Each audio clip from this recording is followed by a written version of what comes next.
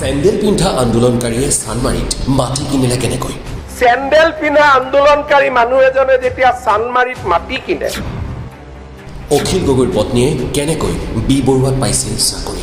আপোনাৰ পৰিবাৰে বি বৰুৱা কলেজত কেনেকে চাকৰি পাইছিল? সদনত অখিল গগৈ হিমন্ত বিশ্ব শৰ্মাৰ বাকযুদ্ধ। এই দৃশ্য অসমবাসীৰ বাবে অচিনাকি নহয়। প্ৰায় সদনতে হওক কিংবা আন কোনো মঞ্চত এনেদৰে সমূহ সমৰত লিপ্ত হোৱা দেখিবলৈ পোৱা যায় হিমন্ত বিশ্ব শৰ্মা আৰু অখিল গগৈ। পিছে এইবাৰ যেন সকলো সীমা চেৰাই গ'ল। বিষয়টো ৰাজনৈতিক পৰ্যায়ৰ পৰা গৈ পাৰিবাৰিক হ'লগৈ।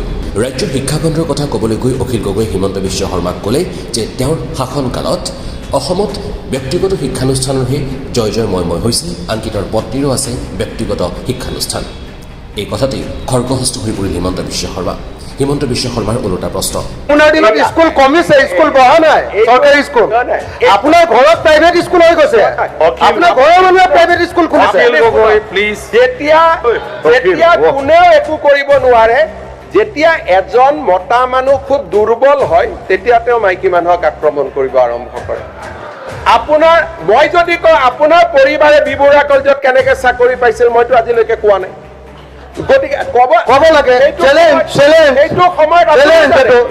সবাতোকৈ লক্ষণীয় দিশ, অখিল গগৈয়ে এই বিষয়টোক প্ৰমাণ কৰিবলৈ ইতিমধ্যে প্ৰত্যাহ্বান জনাইছে হিমন্ত বিশ্ব শৰ্মাক, আৰু মুখ্যমন্ত্ৰীয়েও গ্ৰহণ কৰিছে সেই প্ৰত্যাহ্বান।